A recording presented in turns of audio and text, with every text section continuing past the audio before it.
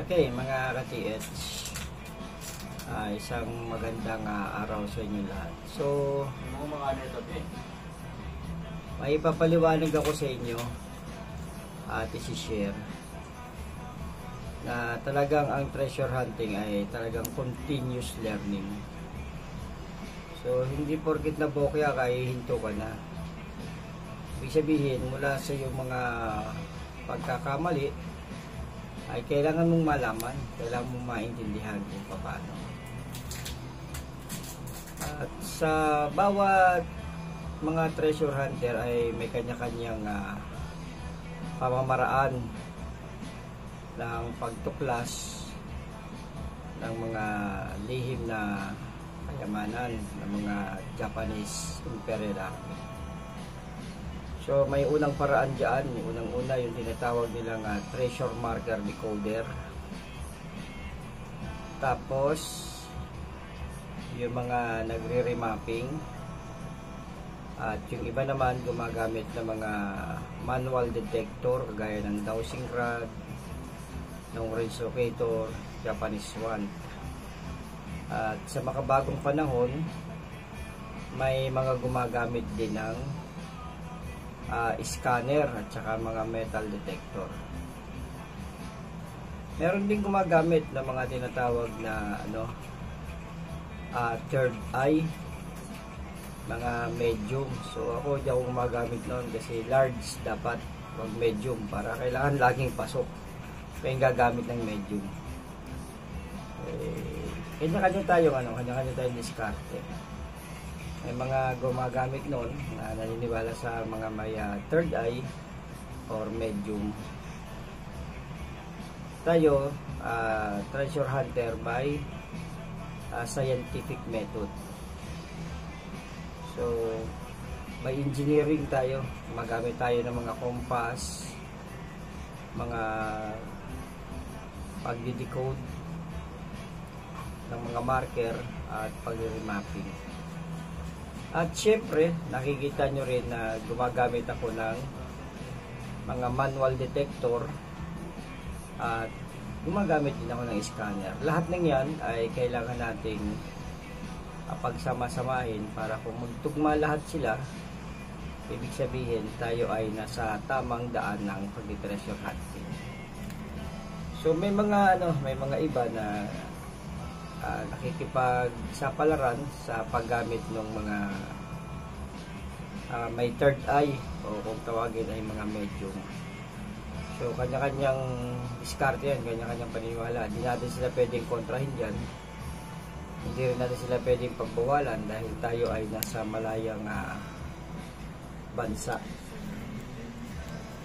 So meron lang ako i-share sa inyo, lalong-lalo na yung mga gumagamit ng scanner, na tira na lang ng tira, scan na lang ng scan kung saan-saan. So ganyan din ako dati. Shout out nga pala kay Kuya Henry Rojas diyan sa Baguio.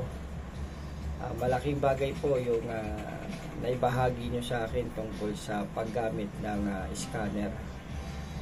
At bukod doon ay nagsarili akong pagsaliksik ng kaalaman tungkol sa paggamit ng scanner.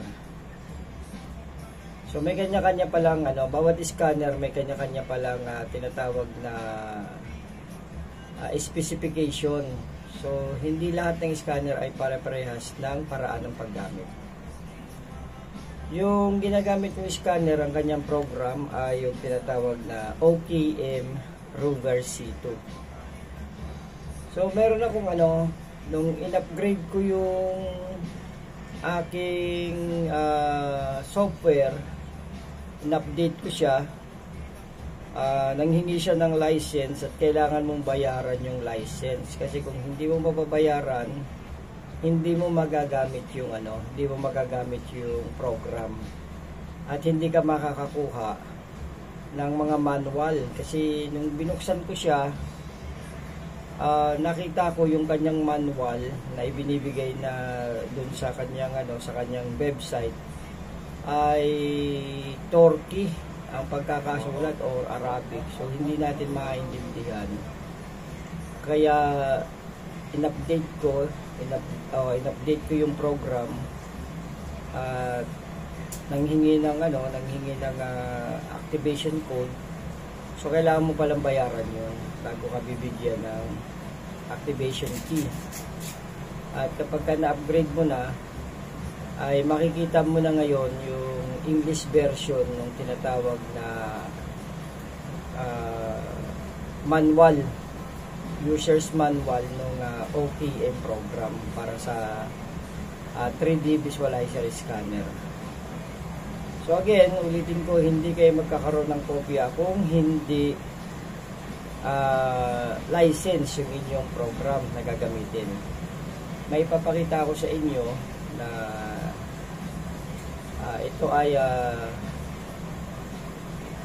pinaprint ko na mula sa laptop dahil naging license nga yung aking OKM program. At nakakuha ako ng kopya. Ito siya. So mamaya iisa-isahin ko sa inyo, sana pagtiyagaan nyo. Lalo na doon sa may mga scanner na hindi naiintindihan kung paano yung tamang paggamit. Makinig kayong mabuti at tapusin ninyong itong video na to para kahit paano makadagdag ng kaalaman sa inyo sa tamang paggamit ng scanner. Hindi pindot lang kayo ng pindot tapos nagre-register yung ini-scan nyo sa laptop or sa cellphone, tapos may magre-register na kung ano-anong mga object doon ay sasabihin nyo positive na. So may mga procedure, may mga paraan pala, kaya pinilit kong alamin kung paano siya tamang gamitin. Okay? So ito na, hintayin nyo at ibibigay ko na sa inyo. So okay, ito yung ito yung nakuha kong kopya. So malalaman nyo yung kung ano yung paano paggamit.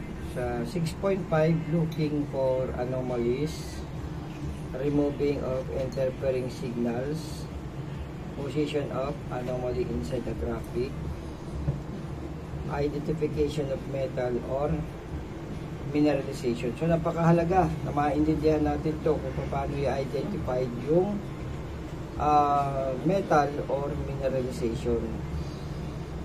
So nakalagay dito, when anomaly is indicates as yellow, orange or red color value, it can be sign of metal or natural mineralization in the ground. Example, iron ores can also be represented in the same color. So may mga may mga paraan kung paano nyo malalaman. So dito meron din doon, malalaman mo dito sa 6.9 measuring position and size. So malalaman mo ngayon kung paano yung position at saka yung size. Tapos dito naman sa 6.10 measuring the depth. Tapos 6.11 optimizing the 3D representation. Tapos yung 6.11.1 interpolation. So malalaman natin dito kung paano mag-interpolate, paano mag-optimizing ng 3D. So kailangan nyo talaga ng user's manual bago kayo mag-operate ng mga tinatawag na scanner, especially doon sa Roversito na program na OKM. So dito, resolutions, colors, and filters. Ito na. Yung utilization and structure. So makikita nyo, dito sa picture, merong menu, merong toolbars, merong navigation key. Okay, so makikita nyo, sa laptop, ganyan ang mga itsura kapag nakatapos ka makapag-scan. So ito, makikita nyo rin dito yung shortcut ng keyboard. Okay, so may shortcut yung bawat keyboard.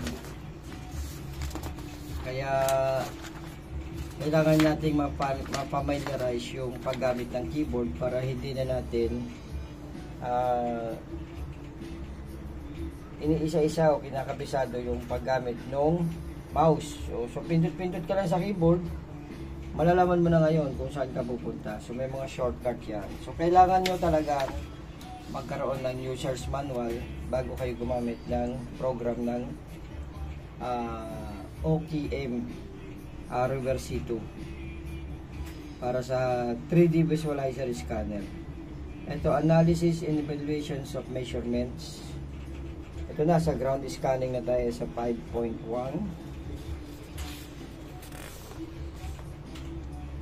So i-explain natin lahat yan mamaya kung kaya pa ng oras. So meron dito metal or mineralization. Dito malalaman natin, ito explain natin ito, makikita nyo na dito. Umpisa natin dito. At the very beginning, it is not always easy to find out the difference between metallic object or mineralization. Generally, metals are represented to red color, but mineralized deposits on the ground can also include red color signal. So halos magkaparehas pala yung kulay ng metal object at saka mineralizations. Pwede siyang parehas maging red. Kaya kailangan ma-determine mo kung paano malaman yung object or mineral. So dito nakalagay na dito. So here are some important notes how to distinguish real object from mineralization. So unang-una sa shape. If the object represented in your graphics has a special form, example rectangle, circle, you can conclude of a possible real found. So kapag ang kanyang graphic ay nag-rectangle or circle na scan result ay masasabi mo na siya ay possible na real found. Tapos pangalawa yung color. If there are many yellow and orange color values around the object, it will be probably a mineralization. So kapag ka marami daw orange na kulay at saka yellow, ay pwede na ito ay mineralization. Tapos yung lalim, malalaman mo yung lalim with a small depth of about 0.10 or 0.40 meter. There is a high possibility that there is only a mineralization of the ground. So, pagka tinis mo yung depth, malalaman mo, pagka tinis mo yung depth, mamaya tuturo ko sa inyo kung paano pagkuha ng depth. Malalaman mo kaagad na ito ay mineralization kapag ka 0.1 to 0.40 yung kanyang depth sa scan result. So, mineral na yon, hindi na bakal yon. Hindi na metal o precious metal. Tapos yung color filter, kapag ka yung if position and from of the object are changing with the use of color filter, it is probably a mineralization. So kapag ka nagkaroon ng changing o pagbabago sa kanyang color filter, ay maaari siyang maging mineralization. Tapos ito, dito na tayo. Ito. If position, depth, and form of the object stay nearly the same also in further control scans, you can conclude of a real object. Also if some graphics look similar, you always have to compare all indications. Ito na sa 5.1, makikita nyo ito yung graphics. Shows real object. Ito yung shows real object sa left. Tapos kapag ka sa right, ito marami siyang dilaw-dilaw, kalat. Ayan, nagkalat siya, marami. Ibig sabihin, mineral yan.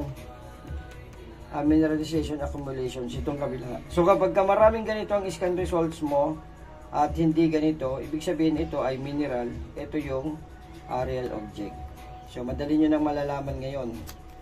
So sa akin nyo lang ito maiintindihan ha, kaya pagtsagaan nyo.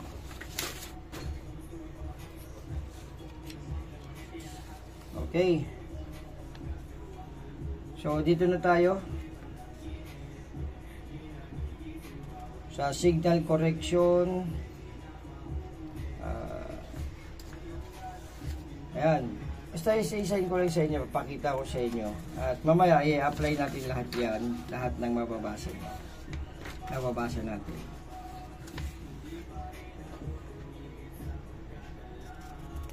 So again, hindi kayo magkakaroon ng ganitong kopya kung hindi license yung inyong program. Yan, kailangan i-license nyo. So, kaya mag-alala, lahat naman ng ito ay i-explain natin, isa-isahin natin, ipaliwanag mamaya. Pati pagkuha ng lalim, sa actual na natin ipapakita sa laptop. So, ito lang, meron lang akong ibibigay sa inyo pagdating sa discriminations. Ito yung figure kapag ganito yung curve, shape of iron. So, yan. Pagka ganyan ang curve ng ng kanyang scan result, curve ng ganyan, pabaliktad, yan ay bakal. Tapos kapag ganito naman yung kanyang kanyang graphics, ito ay curve shape of precious metals. Pagka ganyan ang kanyang graphic shapes, so, pwede siya maging precious metal. Okay?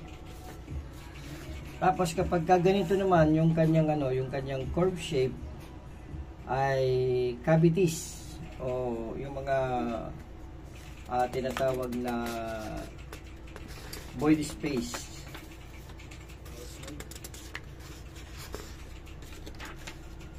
Okay, so dito tayo sa recommend procedure o correct analysis. Yan. Define characteristics. Kung paano natin malalaman ngayon yung pagbasa ng ating mga na-scan. So dito malalaman natin yung meaning of the colors kapag tayo mag-scan. So para malaman nyo, ito na, bibigay ko na. Yung blue color ay values indicate negative measurement values and can refer to cavities, water deposits, backfillings, or digging in the ground. So pwede siyang cavities, tubig, deposits ng tubig, or backfill na nahukay na. So pwedeng nahukay na at ibinalik na lang pagka nakakita kayo ng kulay blue. Ito yung sa color coding natin. Kapag ka green, color values represent the normal ground values without any anomalies. So kapag yung green nakita nyo, kagaya nito green, pagka green na ganyan, ibig sabihin normal yung lupa, hindi pa siya nagalaw. At kapag yung yellow and orange color situated between red and green color values on the colors scale can indicate mineralization inside the ground or deeply buried metal. So pwedeng yung orange at saka yung yellow ay talagang magkakahalo-halo sila kagaya yung green. Ayan ay mineralization. Yung red color ay all positive measured values and symbols, metallic signals, and some cases strong mineralization inside the ground. So maaari din siya maging mineralization depende sa kanyang shape.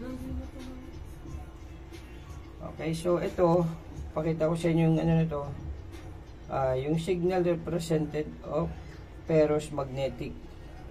Kapag ka nagtabi yan, dalawang ganyan, so maaaring ferrous-magnetic, maaaring bakal siya pag ferrous-magnetic.